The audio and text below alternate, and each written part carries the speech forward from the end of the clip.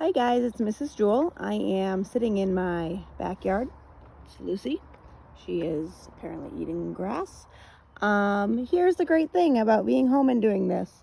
Make sure you're nice and comfortable when you're reading. You don't have to sit at a desk or at a table. Certainly not the way most of us choose to sit and read. So feel free to move to a comfortable spot while you are listening.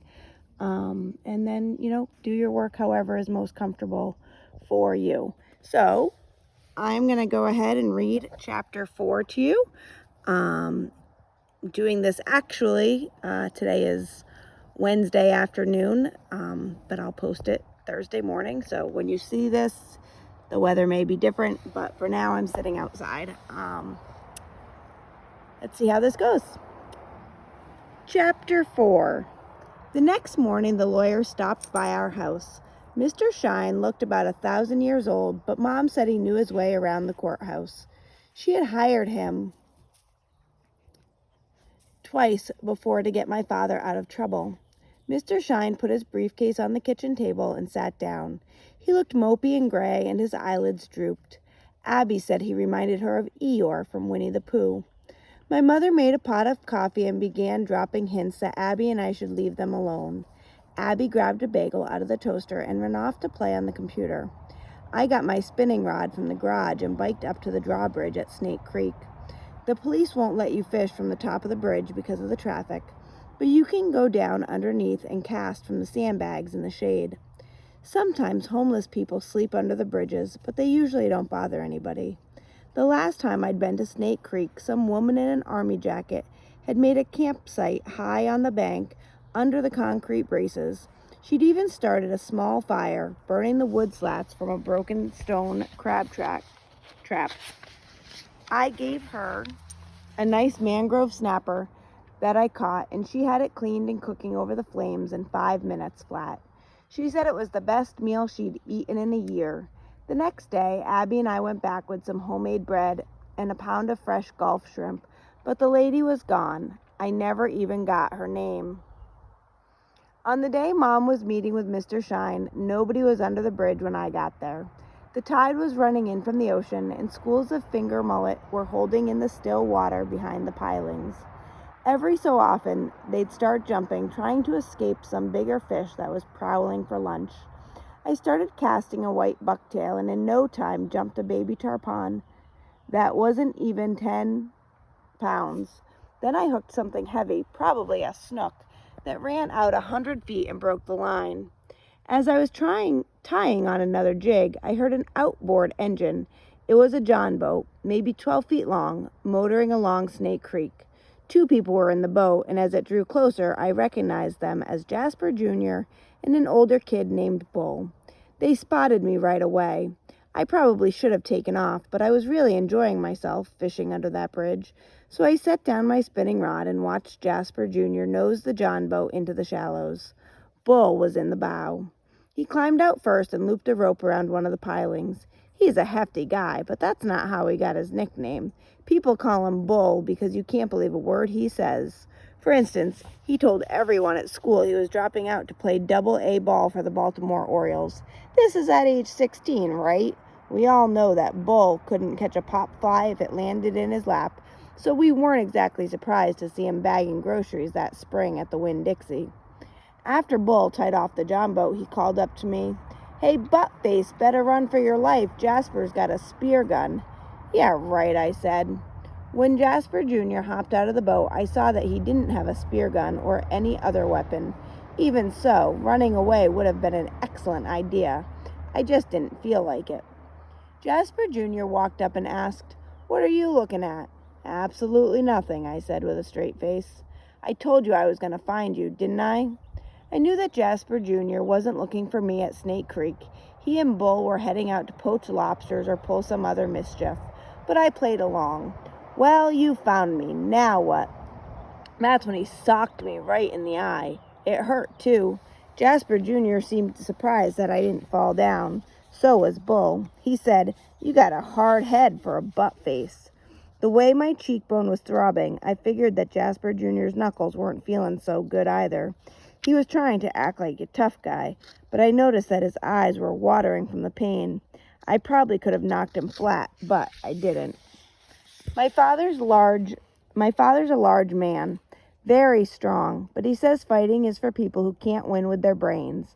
He also says there are times when you've got no choice but to defend yourself from common morons. If Jasper Jr. had taken another swing at me, I definitely would have punched him back.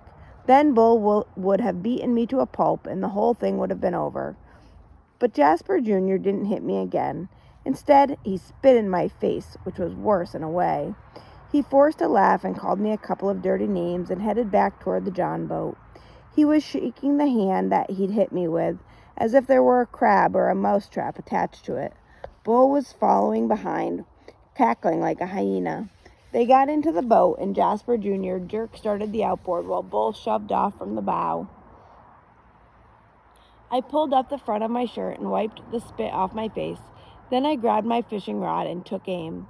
The bucktail jig I happened to be using weighed 1/4 of an ounce, which doesn't sound like much until it thumps you between the shoulder blades, which is where I thumped Jasper Jr. It was an awesome cast, I've got to admit. The hook on the jig snagged firmly in the mesh of Jasper Jr.'s ratty old basketball jersey, and he let out a howl. I gave a stiff yank, and he howled again. In a panic, he twisted the throttle, and the John boat picked up speed, but that didn't help. Jasper Jr. was stuck on the end of my line like a moray eel.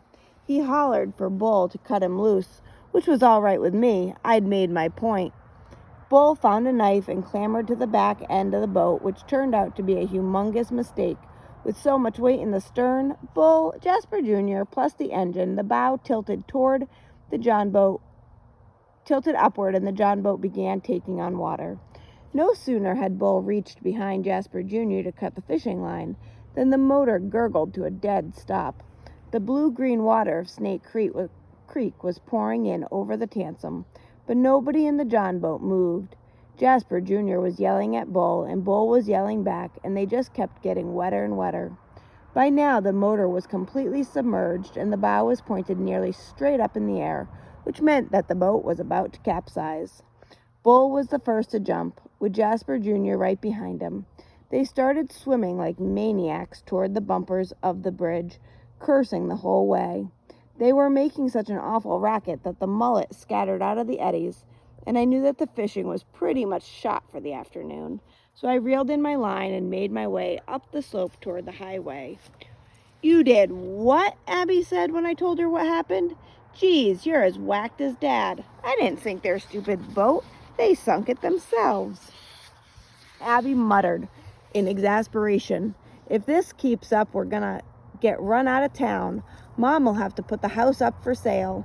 "Jasper Jr. spit on me," I said. "What happened to your eye?" "He did that too." After examining my bruise, Abby seemed more sympathetic. "From now on, don't go anywhere without Tom or Rado," she advised. It would have been a sensible plan, except that Tom's family was heading to North Carolina for the rest of the summer, and Rado was going camping in Colorado with his mother and stepdad.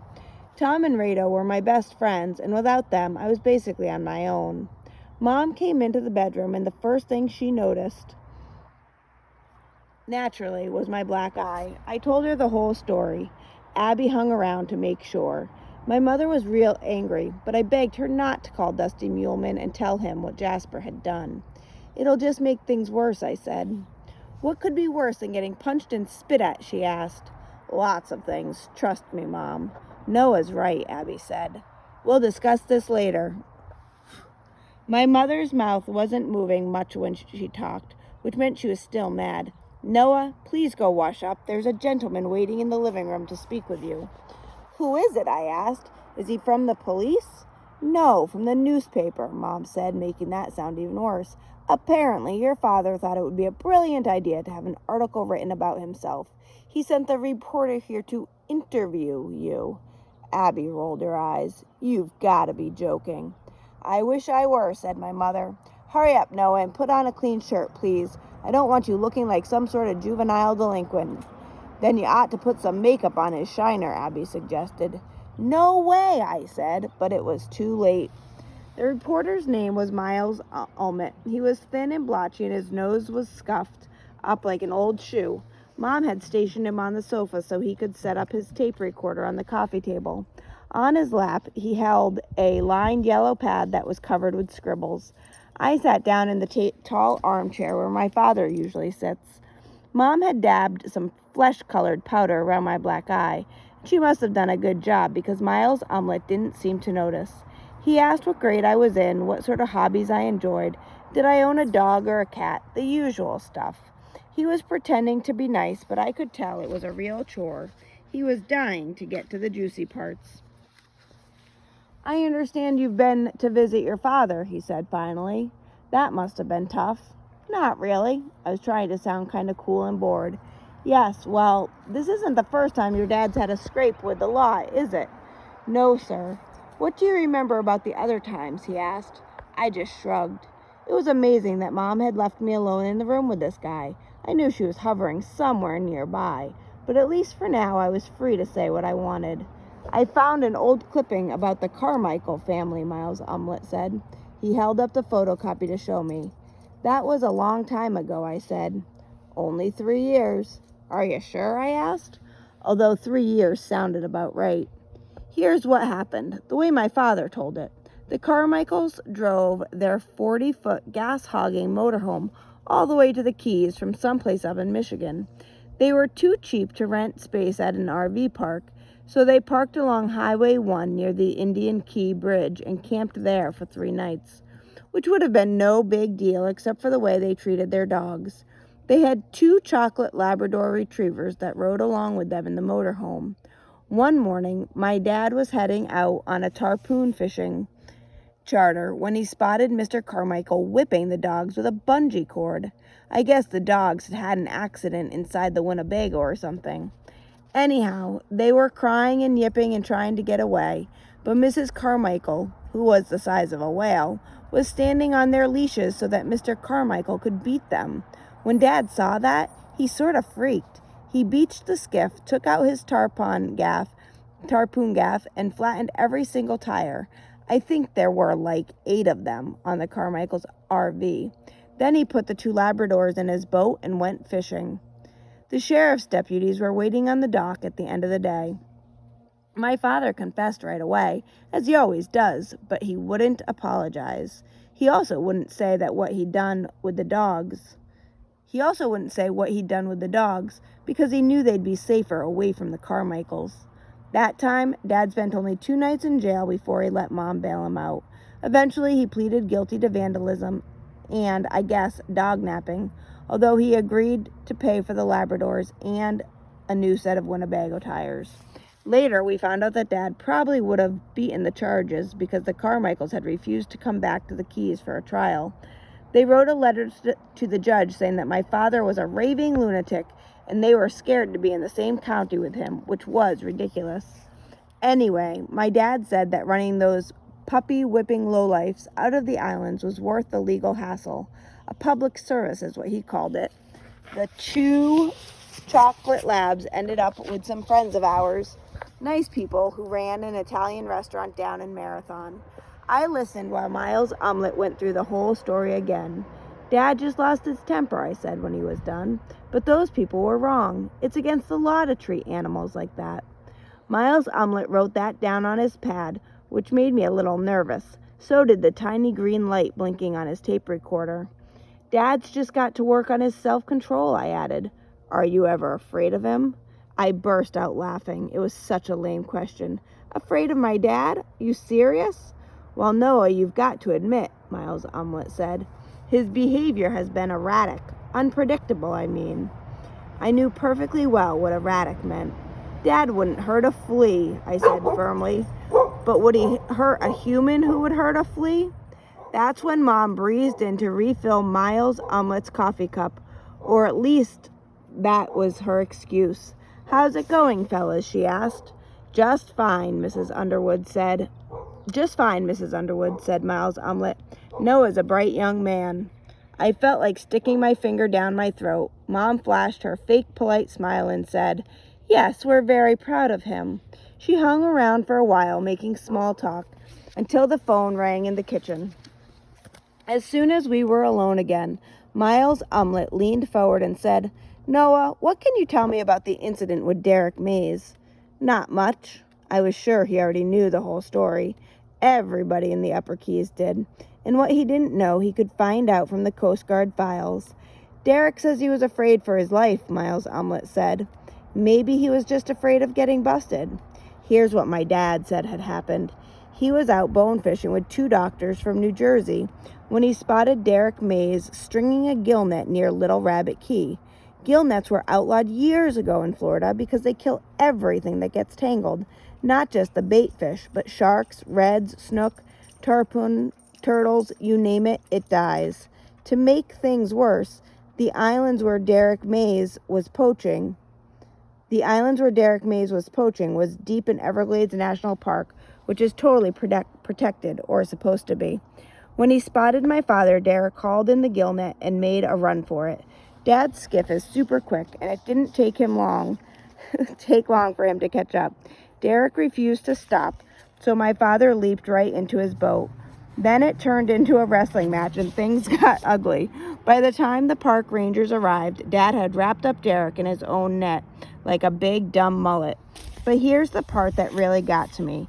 Not a darn thing happened to Derek because none of the rangers actually witnessed what he was doing at Little Rabbit. Meanwhile, Dad gets accused of, like, assault. And then the government takes away his captain's license because they said he endangered the lives of his customers by chasing after Derek at high speed. Of course, the 2 doctors on Dad's boat said they'd never had so much fun, but that didn't count for squat with the Coast Guard, which is why my father had to start driving a cab. Miles Umlet said, "There seems to be a pattern to these episodes, wouldn't you say?" "It's not like it happens every day," I said. The guy was definitely getting on my nerves. I was sort of annoyed at my father for choosing me to be the one for the interview. The only reason I knew was that Mom had refused to do it. "Let's talk about what happened to the Coral Queen," said Miles Umlet, and he droned through that whole story.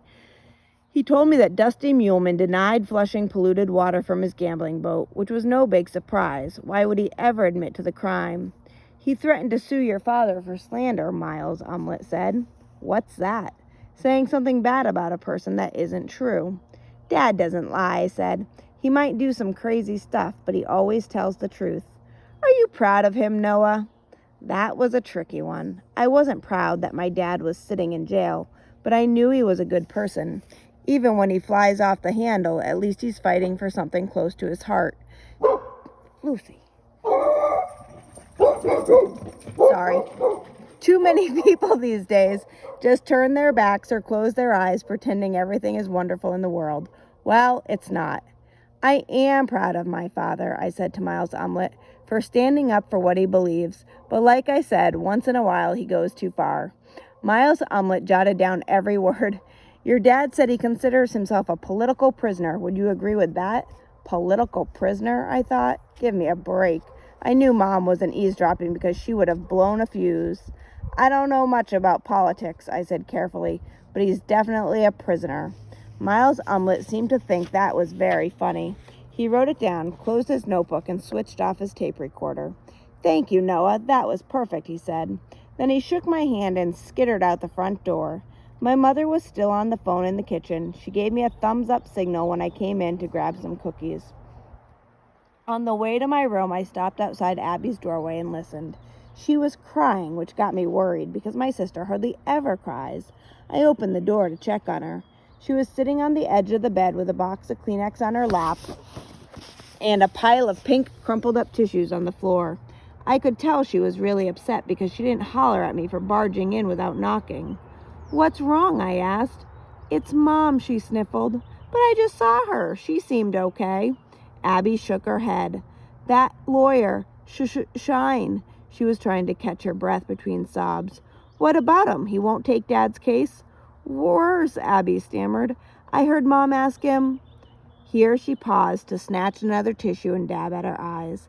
"Ask him what?" I said impatiently.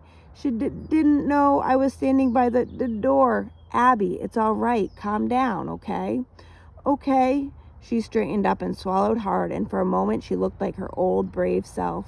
Now tell me, I said, what was Mom asking Mr. Shine? What was Mom asking Mr. Shine about? The D word, my sister whispered. Divorce? Abby nodded. Her lower lip began to tremble and her shoulders went kind of slack. So I sat on the bed and put one arm around her and tried to act stronger than I felt. And that is the end of chapter 4. I apologize for the barking dog. There she is. She's coming back. Apparently, she saved me from whatever danger there was. That's what she likes to do. I will talk to all of you soon. Have a great day.